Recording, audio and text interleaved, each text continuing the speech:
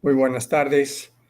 En la sesión del Laboratorio de Inteligencia Artificial, el Labinar de la Universidad de Guadalajara, en las diferentes sesiones vamos tratando de desarrollar la capacidad de los participantes para aprovechar las herramientas de la inteligencia artificial. Tenemos tres esferas de trabajo. Una es la inteligencia artificial en la empresa, todas las herramientas que se utilizan y se siguen desarrollando en la empresa. Tenemos la educación superior, donde estamos trabajando en proyectos para innovación educativa. Y tenemos la esfera de la investigación científica, que hasta ahorita hemos batallado para arrancar. Pero, ¿qué queremos hacer con la inteligencia artificial en la investigación científica? ¿O por qué la pongo aquí a consideración de los participantes? La idea sigue siendo la misma: desarrollar la capacidad de los participantes para utilizar las herramientas de inteligencia artificial, pero en el caso de la investigación científica tenemos varios elementos en particular. ¿Sí? En la investigación científica, la inteligencia artificial la vamos a considerar como sistemas de cómputo capaces de procesar información para generar resultados similares a los que produce la inteligencia humana. ¿Por qué? Porque la investigación científica no es una aplicación rutinaria de algoritmos, sino que requiere mucha creatividad, capacidad de solución de problemas, etcétera. Y entonces tenemos en la ciencia se pueden distinguir tres ámbitos. Uno es el contexto de descubrimiento, que es la parte fascinante de la ciencia, es donde aparece la creatividad, es donde aparecen las preguntas que se hace el investigador, es lo que eventualmente va uno tratando de contestar. Y después de que viene ese momento de descubrimiento, ese momento que es tan adictivo en la investigación científica, que es cuando se logra contestar las preguntas, comprender, etcétera, viene el momento de la justificación, o sea, ¿cómo justifico yo este conocimiento ante mis colegas? El momento de descubrimiento tiene muchas anécdotas famosas en la historia, desde aquella de Arquímedes, que cuando descubrió por qué flotan los cuerpos en el agua, le dio tanto gusto que salió gritando a la calle: Eureka, Eureka, y se olvidó que se había... porque esto fue en la tina de su baño, y entonces se olvidó de ponerse la ropa, salió gritando, etcétera, pero en fin, resultó una anécdota célebre. Hay muchas otras que podía platicarles de los momentos en los que los investigadores logran dar el paso de descubrimiento, de comprender algo, de encontrar una forma de entender las cosas que les permite seguir avanzando en el conocimiento. El contexto de justificación es más bien aburrido, o sea, ¿cómo le hago para convencer a los demás de que el conocimiento que yo he adquirido vale la pena, es sólido, tiene evidencia, tiene respaldo? Y después viene un contexto de generación y sistematización de conocimiento, que en sí es muy complejo. ¿Por qué traigo a colación esto? Porque cuando tratamos de aplicar la investigación, la inteligencia artificial en la investigación científica, nos encontramos con que tenemos que usar lo que se llama los algoritmos. Tenemos que usar algoritmos que son conjuntos de reglas o procedimientos que permiten procesar información para alcanzar un resultado, pero son reglas o procedimientos establecidos de antemano. ¿Cómo podemos usar algoritmos que son reglas y procedimientos establecidos para descubrir cosas nuevas? Esa es la pregunta central con la que trato de explorar este tema. El asunto es, hablando ya de los integrantes, de los participantes en el laboratorio, el asunto central es que para poder aprovechar mejor las herramientas de inteligencia artificial, necesitamos entender cómo funcionan. Para poderlas aplicar en la investigación científica, con más razón, necesitamos entender cómo funcionan en el contexto de descubrimiento y cómo funcionan en el de justificación o incluso en el de la generación y sistematización de conocimiento. Esto es parte, en el ámbito de la investigación científica, es parte de un programa de investigación a largo plazo. ¿Qué queremos hacer? Queremos dominar la ciencia de datos y las herramientas de aprendizaje automático, entiéndase Machine Learning, y los algoritmos aplicables de la inteligencia artificial. Dominarlos, ¿qué quiere decir? Entender cómo funcionan para saber cómo tratar de aplicarlos en ese descubrimiento y en esa justificación del conocimiento científico. Queremos comprender las aplicaciones de algoritmos específicos de inteligencia artificial en la ciencia. Como la ciencia tiene tantas disciplinas diferentes y en cada una de ellas está avanzando a pasos agigantados la inteligencia artificial, pues no podemos seguirle el paso en todo. Yo he escogido la biología molecular a partir de la estructura de proteínas y el diseño de moléculas porque tiene una implicación tremenda, muy, muy fuerte en términos de el entendimiento de nuestra fisiología, nuestro metabolismo y la capacidad para diseñar medicinas ex profeso.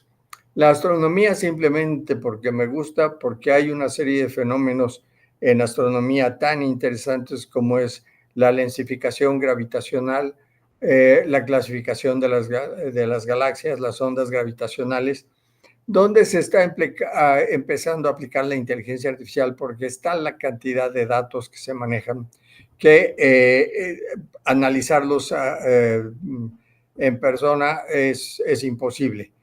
Entonces necesitamos la ayuda de las computadoras.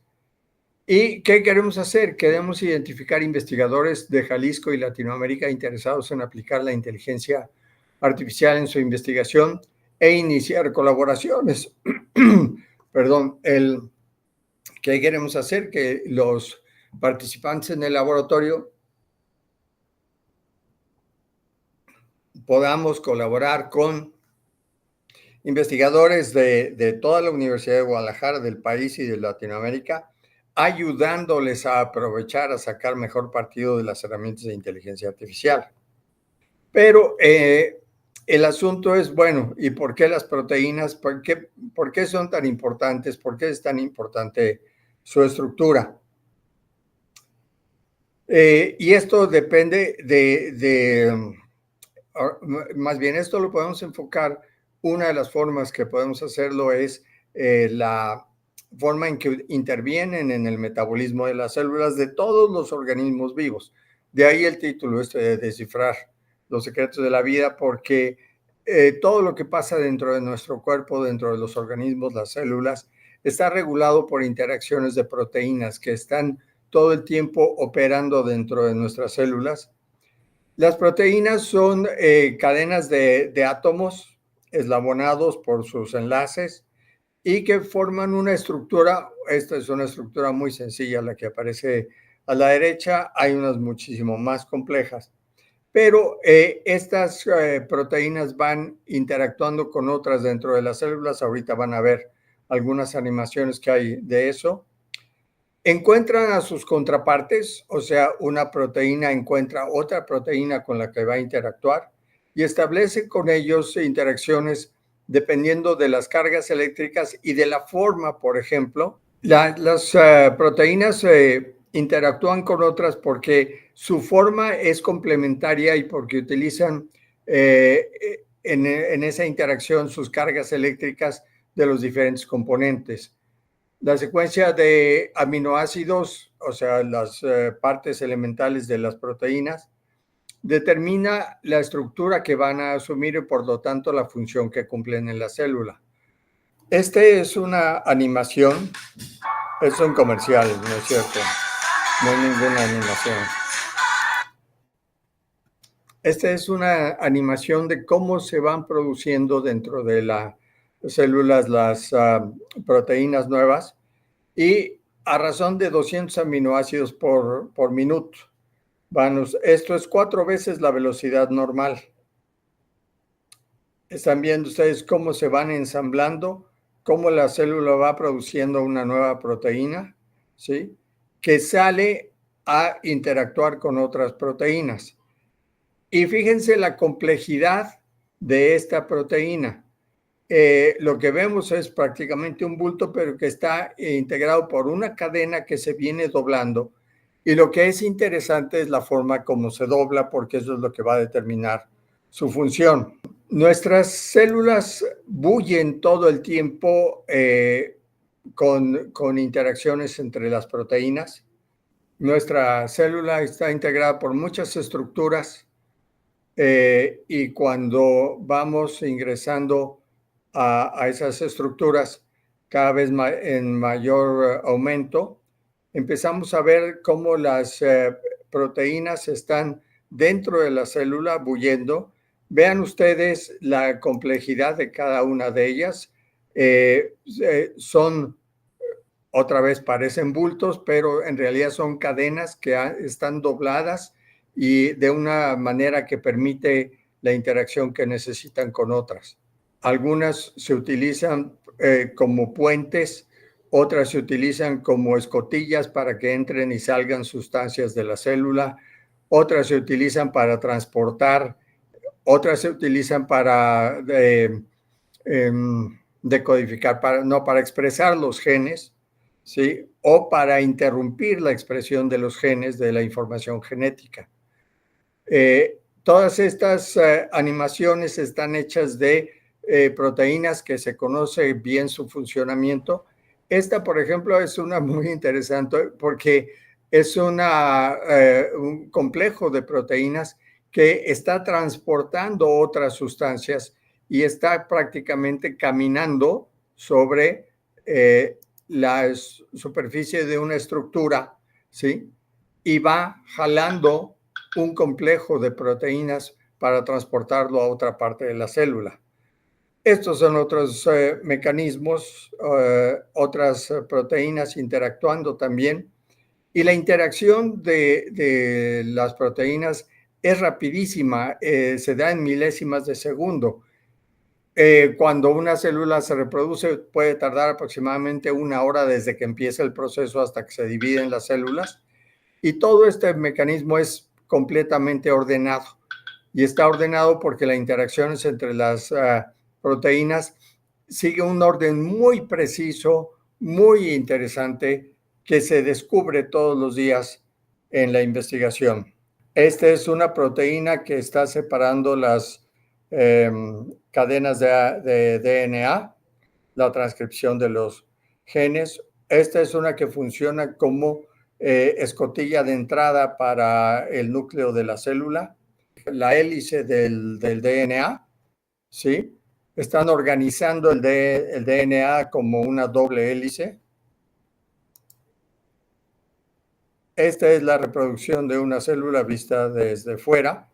Es un proceso que dura aproximadamente 1 hora desde que empieza y están trabajando para todo esto, todas las proteínas, hasta que se separan las dos células.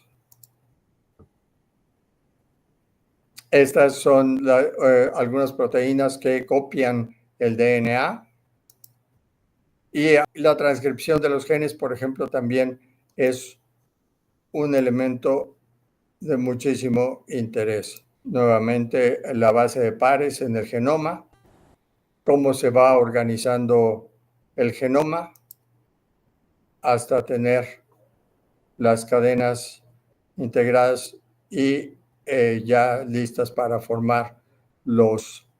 Este era un ribosoma, parece. Esta va liberando DNA para la transcripción y así sucesivamente. Los invito, si esto les interesa, a pasarse unas cuantas horas viendo videos de YouTube que son fascinantes. Pero tengo que regresar. Primero tengo que saber a dónde regreso. Ok, entonces, si queremos conocer la estructura de las proteínas, ¿sí? Y queremos utilizar algoritmos, o sea, reglas de manejo de información y procesamiento de información, el reto es entender cómo funcionan esos algoritmos, en qué consisten esas reglas, cómo manejan la información Y sobre todo aquí lo que es más interesante es esta parte donde los algoritmos de inteligencia artificial pueden aprender y mejorar su rendimiento a medida que se les proporciona más información y se les permite interactuar con su entorno. Este es el reto que personalmente considero más fascinante en términos de entender la inteligencia artificial y las herramientas de inteligencia artificial y utilizarlos para la investigación científica. Es como, digamos, si dijéramos un automóvil, lo podemos usar y simplemente le movemos a la llave, apretamos el acelerador y el aparato camina. Pero, ¿qué está pasando adentro del motor? ¿Cómo se regula, por ejemplo, la combustión que produce la energía que mueve el carro? ¿Cómo la computadora controla diferentes elementos, etcétera? Es como las medicinas cuando nos tomamos una medicina y esperamos que sucedan ciertos efectos. No necesitamos saber cómo funciona la medicina, todo lo que queremos es que funcione, pero para nosotros y sobre todo en el webinar es la invitación a que tratamos de entender cómo funcionan estos algoritmos de inteligencia artificial, como quien dice, abriendo el cofre y desarmando el motor. Eso es lo que pretendemos hacer y es la invitación que hacemos a todos. Y para lograr esto me voy a desviar. Me voy a desviar hacia un contexto que todos conocemos un poco mejor, que es el de la inteligencia artificial generativa. Casi todos hemos ya jugado con la inteligencia artificial generativa haciéndole preguntas y quedándonos un poco con la boca abierta de su capacidad para responder cosas que tienen sentido. Pero, ¿qué hace la inteligencia artificial? ¿Cómo funciona la inteligencia artificial generativa? Para eso somos pocos, entonces ayúdenme, abran su micrófono y díganme cómo completarían esta frase.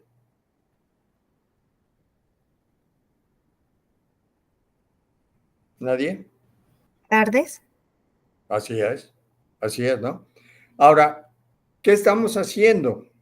Tenemos una secuencia de palabras y hemos escuchado o leído 27,000 veces que la gente cuando saluda dice hola, buenas tardes. Fuera buenos, diríamos buenos días, ¿no? O pudiera ser buenas noches. Pero, ¿qué es lo que está haciendo la inteligencia artificial generativa? Estudia secuencias de palabras, calcula la probabilidad de que la palabra siguiente sea una o la otra y nos la dice.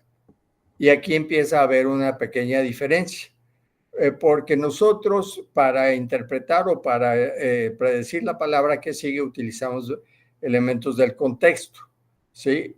Que esos no los tiene la computadora, y el contexto me refiero al contexto físico, si la hora del día es por la mañana o por la tarde o por la noche, etcétera.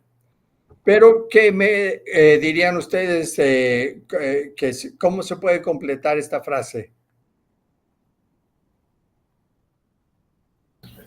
¿Cómo te va? ¿Cómo te va? ¿Cómo estás? Otra. ¿Cómo estás? ¿Cómo estás? ¿Cómo has estado? ¿Cómo te portas?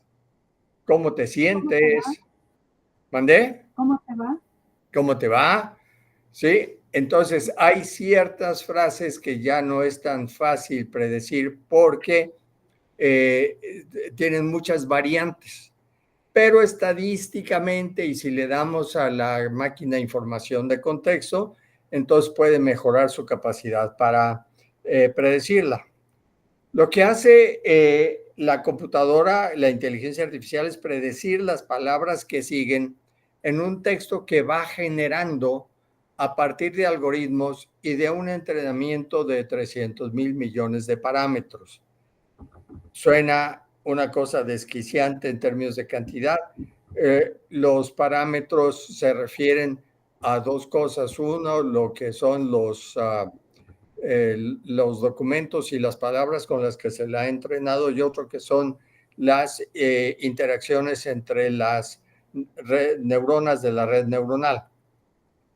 Estos parámetros se adquieren mediante un entrenamiento a partir de textos que se le han presentado, libros, blogs, reportes, artículos científicos, noticias, y tienen ustedes a los autores de libros que quieren demandar a OpenAI porque dicen que se fusiló su contenido.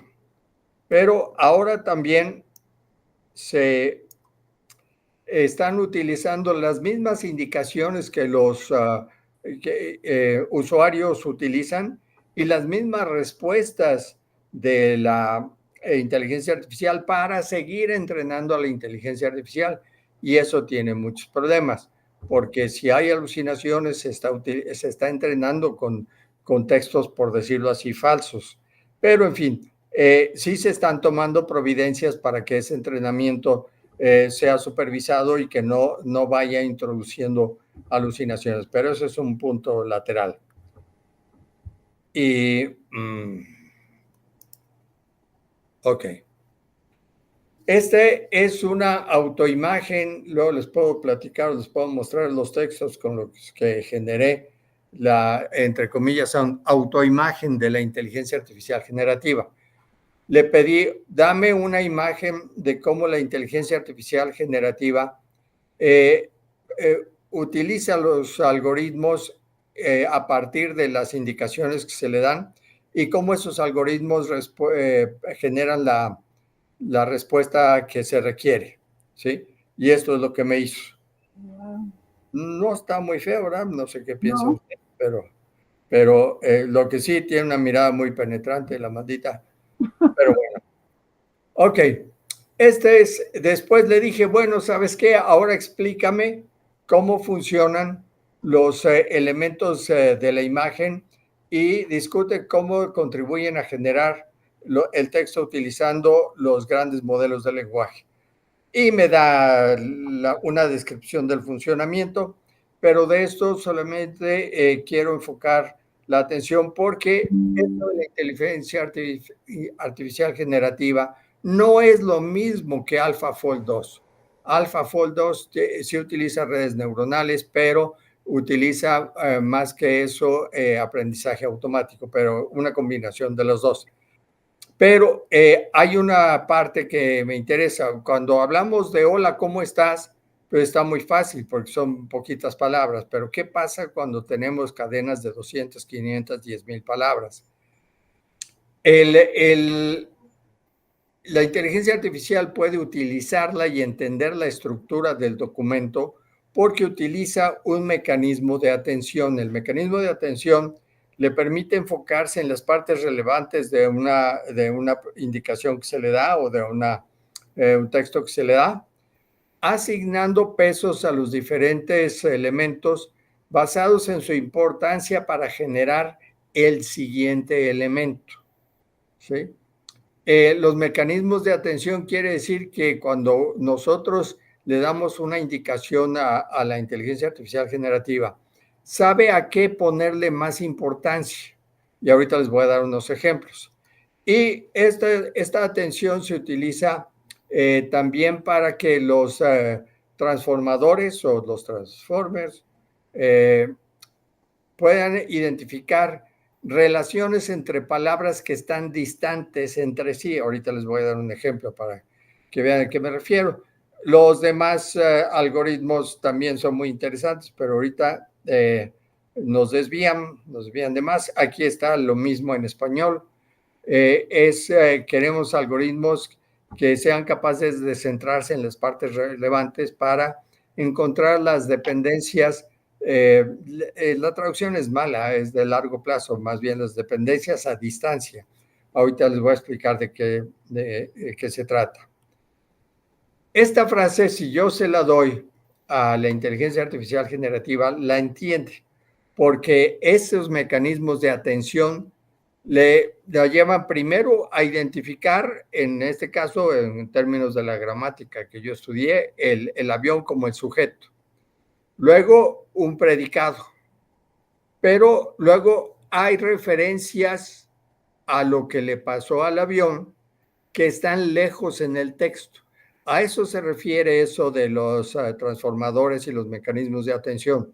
La inteligencia artificial generativa es capaz de entender que esto de que no traía piloto se refiere al avión y no se refiere a la parte baja de la montaña. Pero también otros elementos, incluso más distantes, los puede entender en su relación con el sujeto, ¿sí? Ustedes, si se fijan bien, esta oración tiene muchas ambigüedades, que digamos, si se lee a la ligera, puede ser difícil de entender. Por ejemplo, se había abastecido de combustible adecuadamente desde el atardecer. Y dirían, bueno, espérate, si estamos en el amanecer, entonces, ¿cómo es que se abasteció? Ah, bueno, pues se entiende que fue el atardecer del día anterior, ¿sí? Entonces, estos mecanismos de atención, ¿sí?, que le permiten a la inteligencia artificial generativa identificar las partes relevantes y también identificar o poder estructurar dependencias entre los diferentes componentes del texto, aunque estén distantes, es una parte esencial de la inteligencia artificial generativa. Tan es así que trabajando en esto, me encontré, le generé varias imágenes, ahorita van a ver algunas, y le pedía yo imágenes de proteínas con tal y cual característica. Pero en una de esas no me gustó la imagen de la proteína que produjo y le escribí o sea, hablando de 4 imágenes que me presentó, le dije, vuelve a la primera que generaste y reemplázala en la cuarta. Y lo que me contesta la inteligencia artificial generativa, en este caso estamos hablando de Copilot, de Microsoft. Entonces, fíjense en varias cosas aquí. Yo estoy dando una indicación enredada, con poca estructura, medio incongruente, si no tiene uno cuidado, ¿sí? Y la computadora lo que hace es, lo que tú quieres es un algoritmo con la proteína que aparece en la primera imagen. Lo interesante es que la interpretación de esto me la hizo perfectamente bien, pero la imagen que generó no tenía la proteína de la primera imagen. Pero esa es una anécdota que nos llevaría a otras cosas. Bueno, vamos a hablar de ya algunos de ustedes conocen este elemento, que es cómo funcionan las redes neuronales. La red neuronal la podemos entrenar para que identifique diferentes dígitos, ¿sí?, a partir de una matriz de píxeles que le damos, donde unos son blancos, otros son negros, otros son ligeramente grises, etcétera. Lo que hace la red neuronal es generar un impulso, ¿sí?, a partir de los datos que recibe con esta matriz, ¿sí?, y tratar de adivinar cuál es el número. Si no le atina al número, regresa modificando estos parámetros, ¿sí?, y vuelve a empezar. Pero aquí la clave es una función de pérdida. Cuando la máquina se equivoca, necesita una forma matemática de calcular cuál fue el error y hacia dónde debe corregir. Eso es lo que se llama la retropropagación, ¿sí? Me equivoqué, no era el 7, era el 4, pero uso mi función matemática de regreso para ajustar los parámetros y hago una segunda predicción. Y resulta que ahora le dije que era el 1 y no es cierto tampoco, se parece, pero entonces uso mi función matemática de pérdida para modificar la estructura para entrar de nuevo a hacer una predicción. Esto funciona para la mayoría de las redes neuronales con un espacio de gradiente en el que los valores iniciales que predice la máquina los va corrigiendo, va buscando cómo ir bajando al nivel donde el error sea mínimo. Esto, que parece muy poco intuitivo, puede ayudar esta visualización que alguien hizo de cómo una red neuronal va aprendiendo a identificar un texto determinado. Nada más que el comercial me deje. Esto es lo que está haciendo la red neuronal. Va haciendo predicciones, corrigiendo, haciendo predicciones, volviendo a corregir, etcétera, hasta que le va atinando a la función correcta. ¿Sí? Y puede prácticamente atinar cualquiera de las imágenes que le pongamos. Y aquí estamos hablando de un texto muy, muy burdo, ¿sí? Aún así, se puede, la red neuronal va aprendiendo a predecir y corregir, hasta que va aproximándose a la función correcta. Y esto es un ejemplo. Estos conjuntos de Mandelbrot son unas estructuras matemáticas muy interesantes porque tienen una expresión geométrica muy interesante que se puede ir proyectando al infinito. Ustedes pueden ver que se va acercando. Y una red neuronal puede aprender a representar esto, ¿sí? A predecir los valores y a generar la imagen con la precisión que ustedes quieran. Y me vuelvo acá. Entonces, lo que tenemos en todos esos casos es que la computadora va haciendo predicciones, pueden ser completamente aleatorias al principio, pero va llegando acá, identificando su error, corrigiendo sus parámetros e intentándolo de nuevo. Va buscando reducir el error al mínimo, va aplicando los algoritmos y las funciones matemáticas que le permiten hacer eso, ¿sí? Para ir avanzando. ¿Cómo es ese avance? Otra manera de representarlo es esto: cuando la computadora inicia, empieza a valorar la relevancia de determinadas zonas para hacer la predicción. Algunas zonas simplemente no son relevantes, como esta esquina superior izquierda en este recuadro, ¿sí? Y poco a poco va centrándose los transformadores, los transformers, le van ayudando a centrarse en las posiciones correctas. ¿Por qué? Porque el funcionamiento de todas las neuronas, contra todas las neuronas, es demasiado costoso y complejo. Y aparte, cuando llegan a la solución, no nos permiten explicar cómo es que llegaron a esa solución. Para eso se ha desarrollado una herramienta que son los transformadores, o que cuando se hizo este artículo les llamaban podar la red neuronal para hacerla más eficiente, para que no esté corriendo señal en todos los canales, sino solamente en aquellos que son relevantes. Y entonces así puede la máquina llegar a decidir si la imagen que tiene es de un barco, de un camión o de un carro. ¿Sí? Y este mecanismo se va aplicando, por ejemplo, para en una imagen de un gato detectar que los detalles relevantes están en la cabeza, ¿sí? En las patas, y que no necesita utilizarse toda la red neuronal. Bueno, todo esto es, mucho cuidado, todo esto es análogo a lo que hace AlphaFold 2. No es lo mismo que hace AlphaFold 2. Hay unas diferencias que son muy interesantes porque AlphaFold 2 lo queremos para descubrir cosas que no sabemos, para que, por decirlo así, una imagen que no sabemos qué tiene nos diga a la computadora si es, bueno, es demasiado burdo, pero si es un gato o es un perro o una bicicleta.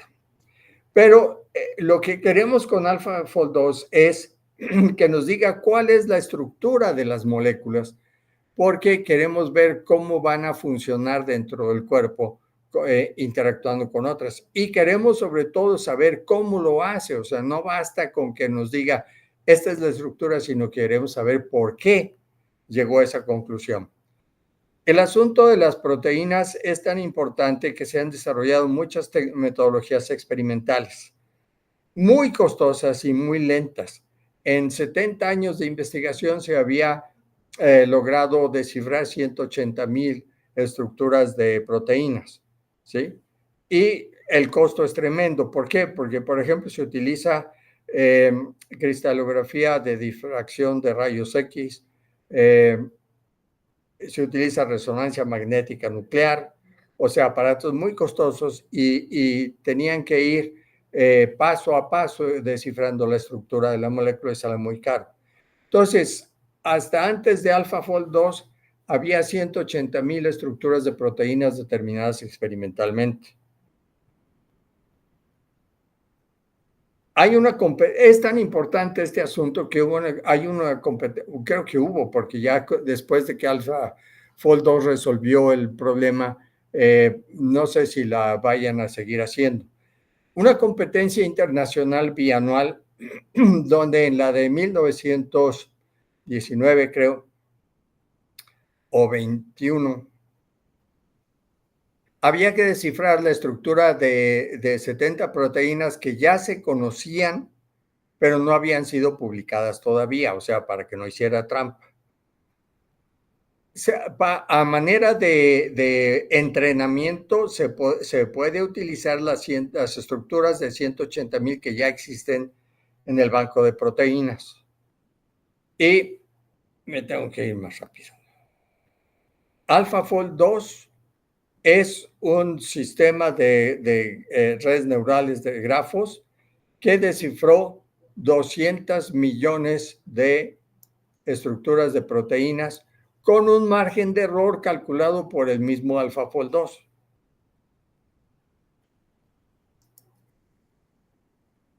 Ok, las cadenas de proteínas, las proteínas son cadenas de aminoácidos y tienen lo que se llama una columna vertebral y tienen cadenas laterales. Vamos a usar puntero.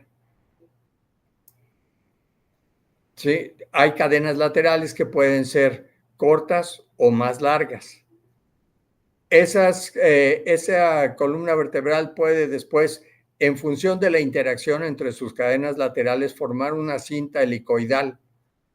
Y después esa cinta helicoidal puede ser parte de una estructura más compleja y a su vez eso puede ser parte de complejos de proteínas, todo con una estructura muy complicada.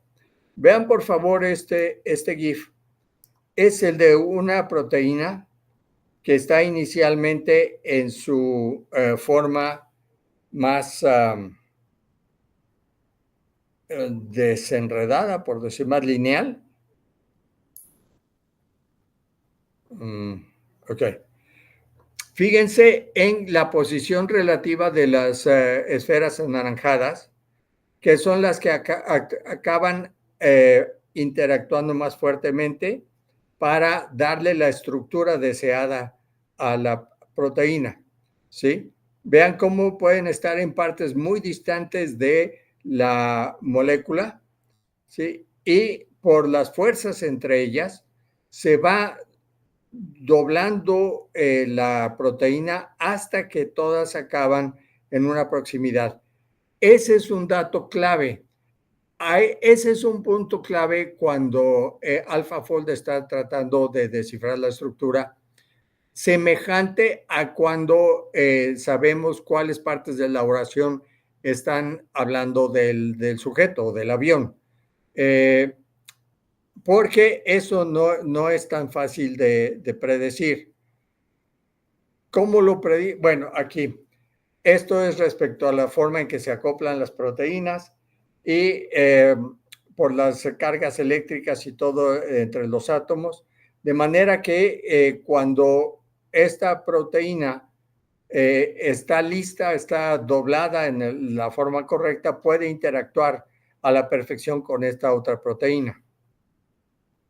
Aquí tenemos nuevamente eso, observen otra vez la posición relativa y observen el proceso por el que se dobla la proteína. ese es un proceso que no es aleatorio porque tiene que tiene que superar varias barreras de energía, pero ese es otro punto. Y lo que queremos es encontrar cuál es la estructura final de esas proteínas. ¿De dónde partimos? Partimos de secuencias de aminoácidos que se han encontrado en genes de muy diferentes especies.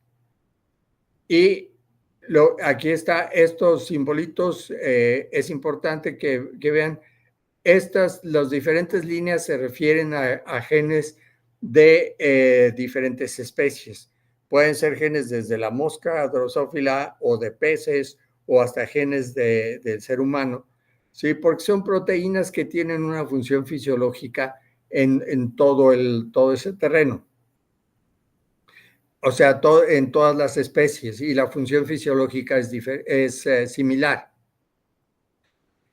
¿Y cuál es la parte ahorita interesante? Que hay unas hay unas partes que están conservadas y que están señaladas con un color específico. ¿Sí? Hay unas que no varían para nada. Hay otras que sí varían, como esta verde que se convierte en morada. Aquí estas otras varían. Entonces, AlphaFold 2 empieza con bases de datos en las que están estas secuencias de aminoácidos que se toman de genes de diferentes especies y lee esa base de datos y empieza a hacer una especie de análisis y de representación por pares de los aminoácidos. Y después empieza esos pares a manejar relaciones estructurales entre ellas le llaman templates. ¿Cuál es la palabra en español? No me acuerdo. Ahora sí, se van a burlar de mí. Ok, pero ¿qué queremos? Queremos, a final de cuentas, saber de aquí, de esta secuencia de aminoácidos, cómo llegamos a saber que la proteína va a tomar esta forma, ¿sí? Y todavía más, queremos ver cómo interactúan varias proteínas. Algunos de ustedes reconocerán esta es una parte del virus del COVID, del coronavirus del COVID, es el pico con el que el virus encuentra los lugares adecuados en la membrana de la célula para acoplarse, infectar a la célula, ¿sí? Y no puede acoplarse donde no hay ese receptor. El nombre del receptor es este. Entonces, por eso es importante el conocer la secuencia y la forma en que se va a doblar la estructura de la proteína. Ahora, aquí entramos a un terreno más difícil, más abstracto. AlphaFold 2 no trabaja en blanco. Hay que incorporarle una gran cantidad de conocimiento previo, que, por ejemplo, hay secuencias conservadas, que son las columnas que vimos hace un momento. La conservación de estructura restringe mutaciones permitidas de una especie a otra, etcétera. Tienen columna vertebral formada por aminoácidos. Se pueden calcular las coordenadas de cada átomo en la cadena. Y conste que hay proteínas de miles y decenas de miles de átomos. Esa estructura se puede aprovechar en espacios bidimensionales, etcétera. Pero sobre todo hay estructuras ya conocidas de 180,000 proteínas. ¿Qué quiere decir? Yo puedo usar ese conocimiento para entrenarlo y se le llama a esto la verdad de base o ground truth de lo que es la estructura de las proteínas. O sea, sabemos por la cristalografía, por la resonancia magnética, etcétera, en detalle la estructura de 180,000. Vamos a usar esas 180,000 para entrenar nuestro sistema. La conservación de secuencias tiene importancia estructural y funcional. Por ejemplo, en este caso, esta molécula, este aminoácido cambió en diferentes especies hacia otro aminoácido, pero cuando cambió también este otro aminoácido. Entonces, estas secuencias conservadas tienen importancia estructural y funcional.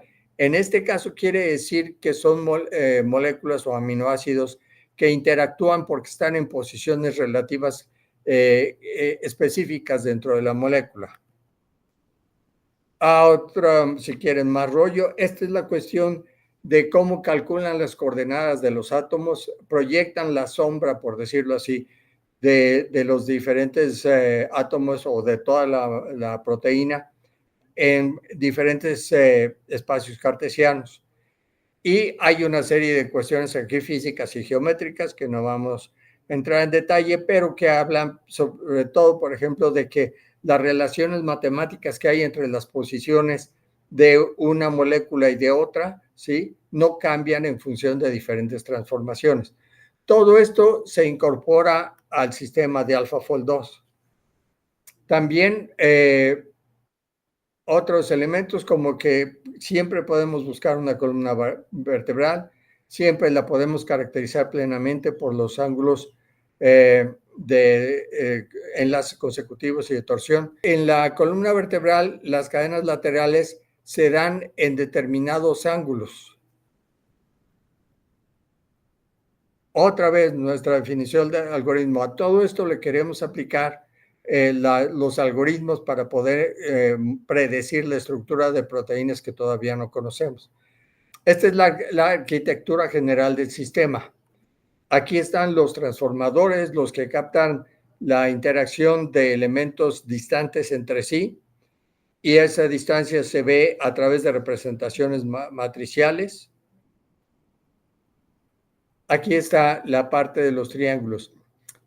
Principalmente los transformadores, en este caso se llama evoformer, actúan calculando y prediciendo los ángulos entre tercias de átomos que están en secuencia, ¿sí? Esta parte sombreadita, si se alcanza a ver,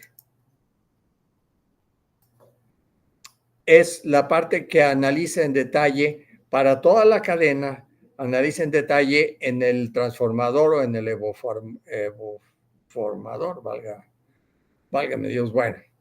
Y lo hace reiterando o iterando muchas veces varias de las etapas. ¿Por qué? Porque va afinando los cálculos para tener cada vez una estructura más precisa. La función de pérdida en este caso es el error en la predicción de los ángulos. Y la va corrigiendo hasta que tiene una representación más cabal, más correcta.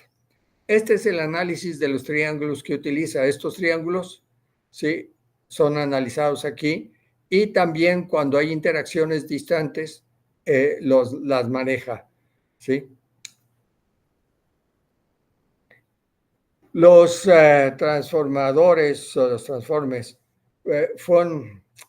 encuentran asociaciones estadísticas entre secuencias y posiciones de átomos en la proteína.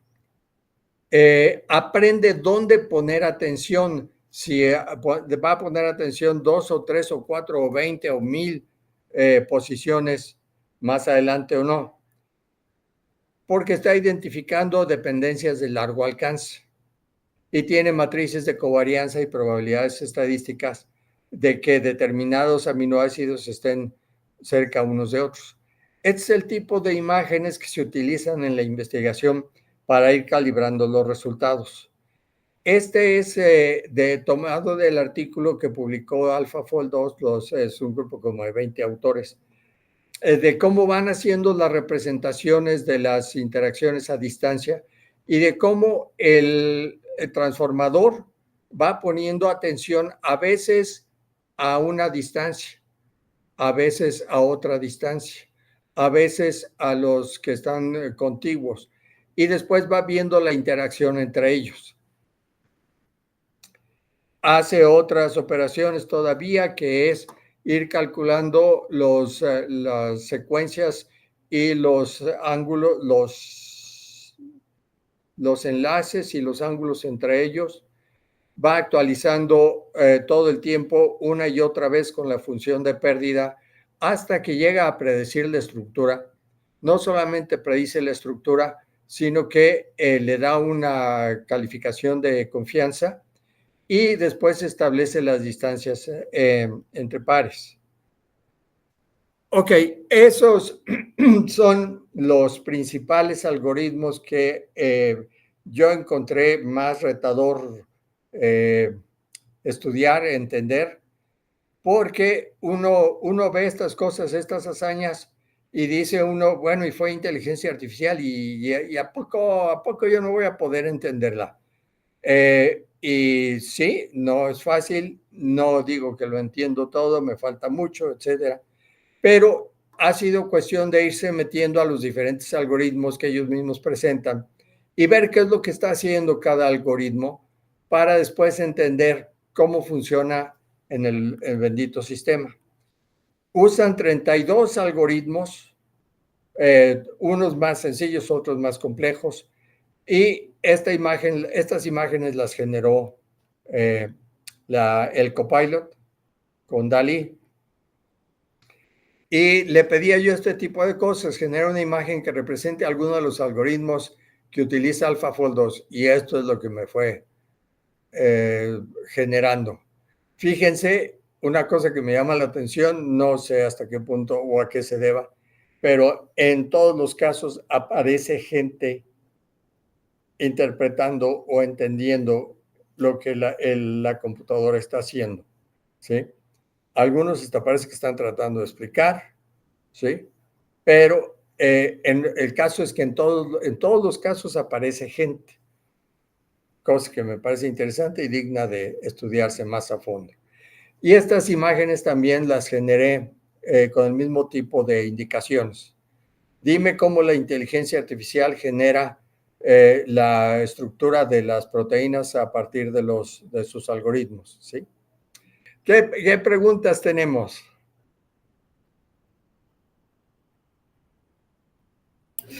Para este tipo de algoritmos, ¿podría adaptarse a otros compuestos químicos, no solamente como a las proteínas, sino a diferentes, pues no sé, como, no sé el término correcto, pero quizás para encontrar curas para vacunas o algo así? Sí, ya se está haciendo.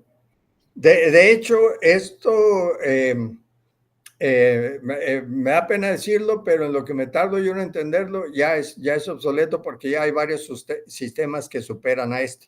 Y uno de ellos sí es precisamente uno que diseña moléculas y farmacéuticos, no sé si vacunas todavía, pero sí se puede utilizar para eso.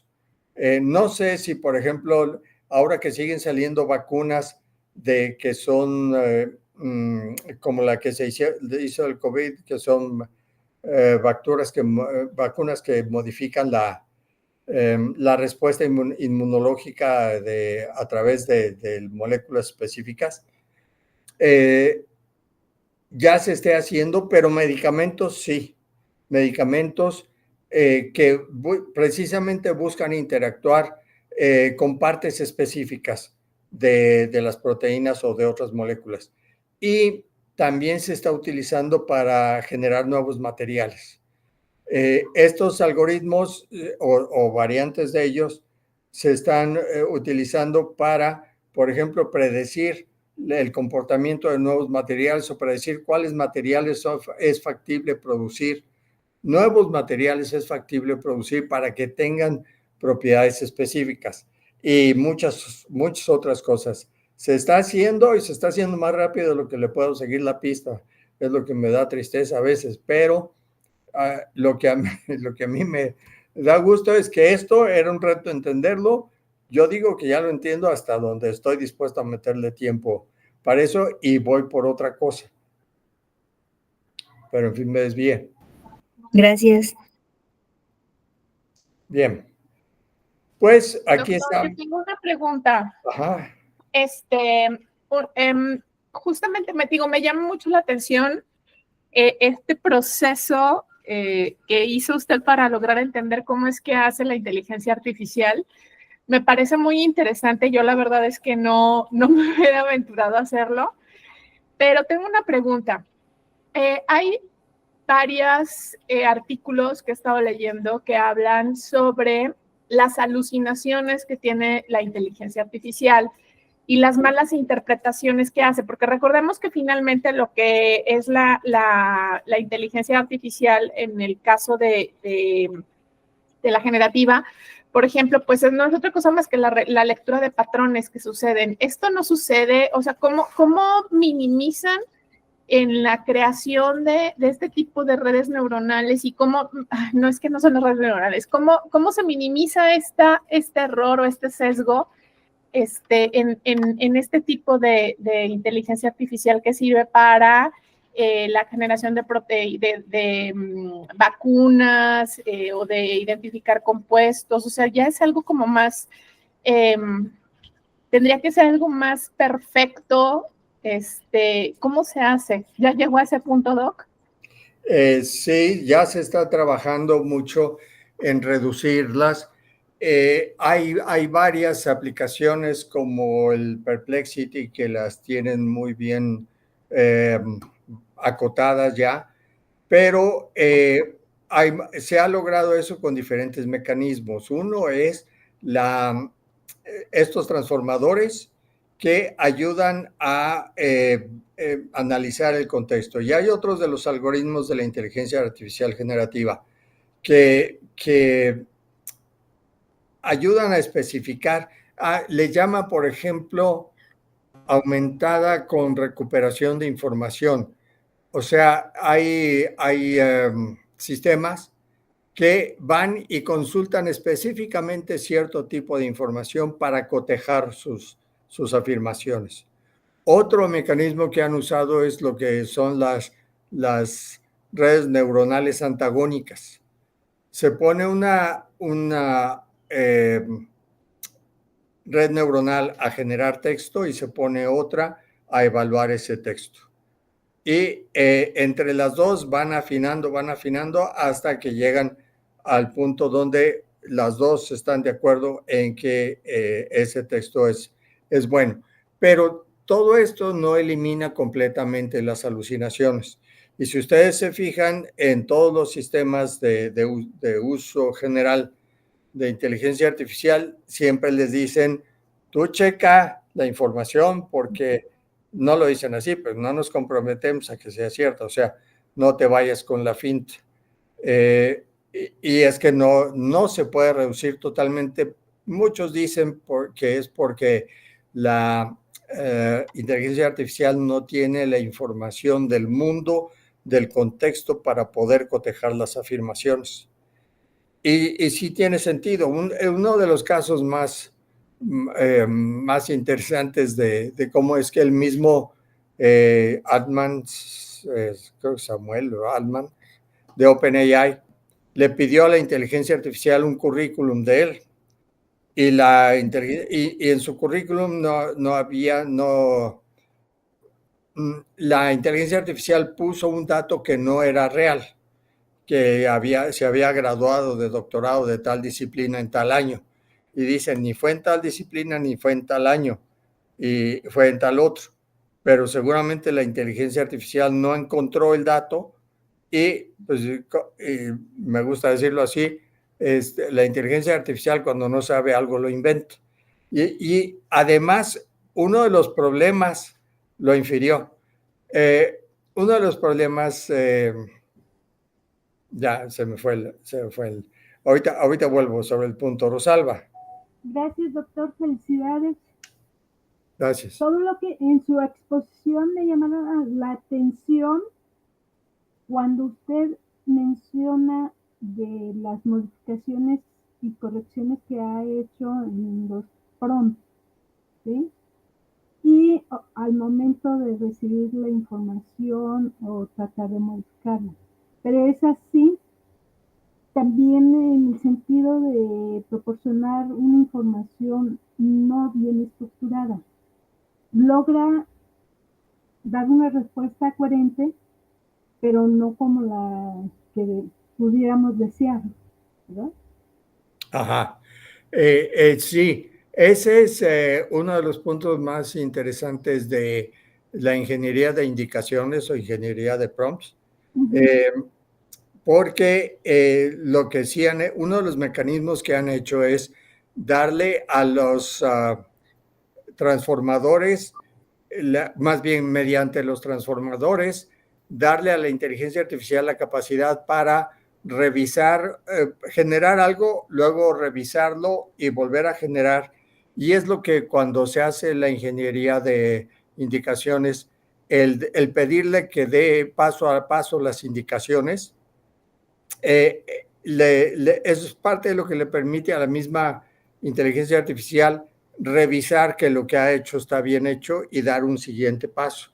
Y ese es un ciclo que se ha incorporado que no estaba originalmente en el 3.5, por ejemplo, en el GP 3.5. Y también tiene la ventaja de que las respuestas que se le piden paso por paso, las respuestas son más menos y también menos propensas a alucinaciones.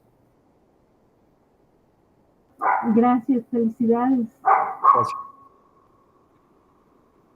Bien, pues muchas gracias por su paciencia y vamos a ver a qué otras, me gustaría atraer otros investigadores para esto, para que nos presenten lo que están haciendo y yo pues trabajar en algo más actualizado y menos esotérico porque ahora sí que no es un tema que atraiga a las grandes multitudes.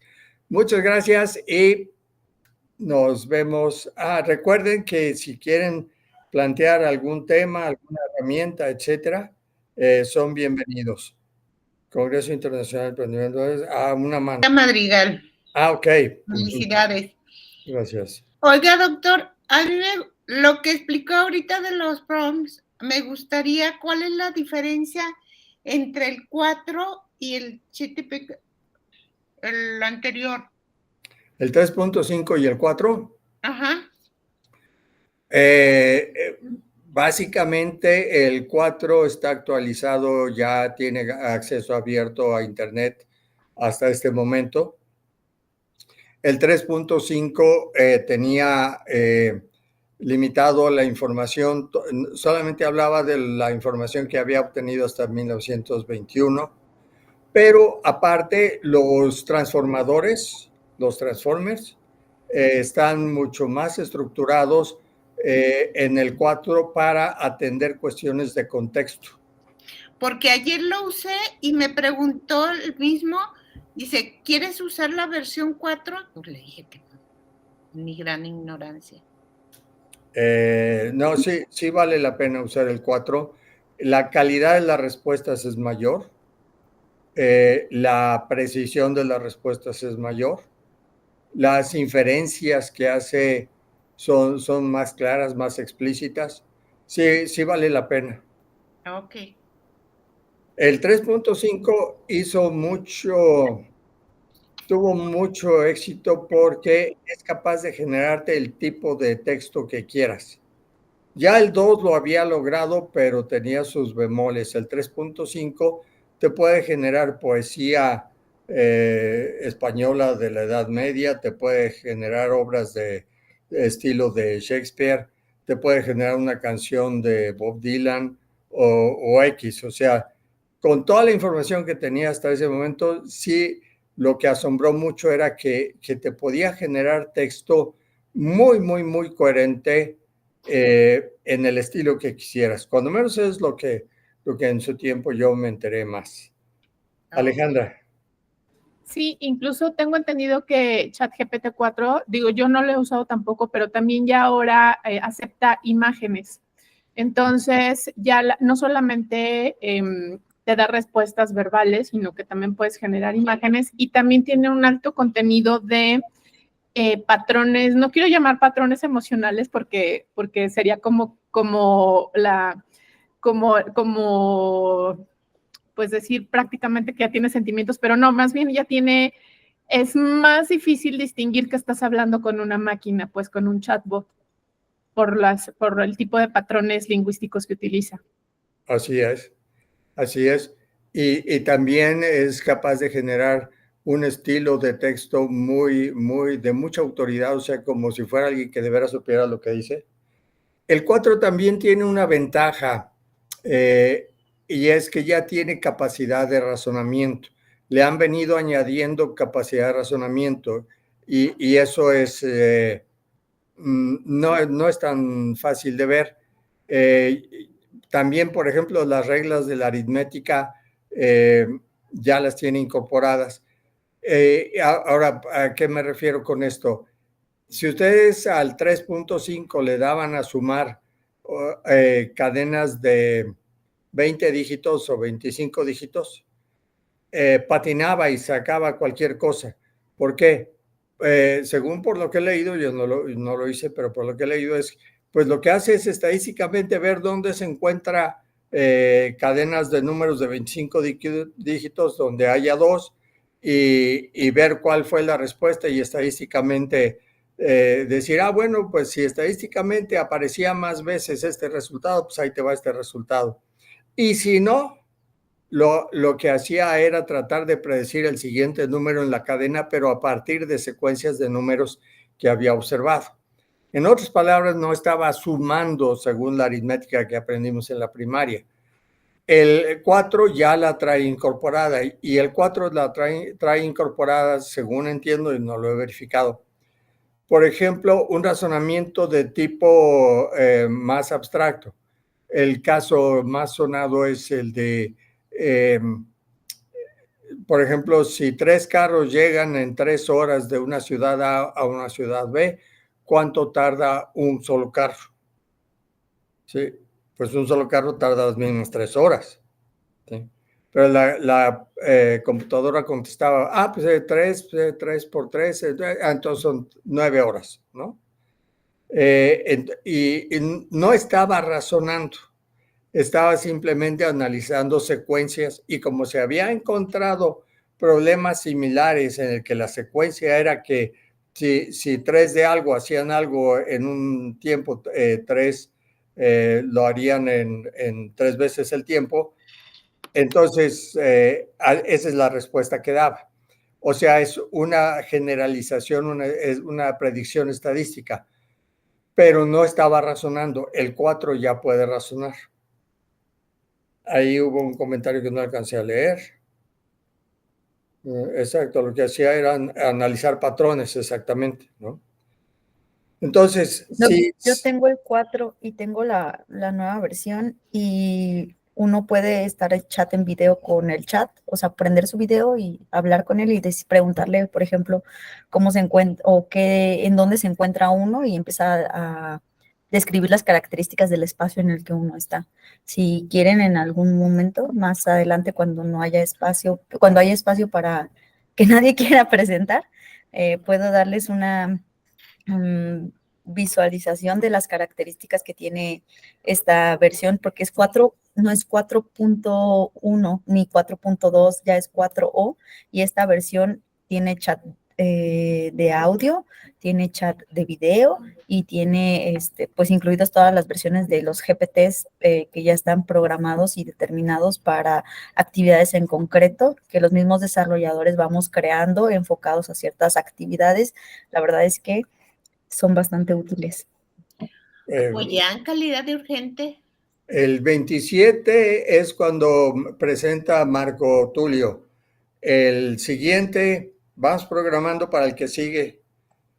Y para el siguiente, me gustaría hacer un ejercicio con todos, también tipo taller, en el que usemos para investigación.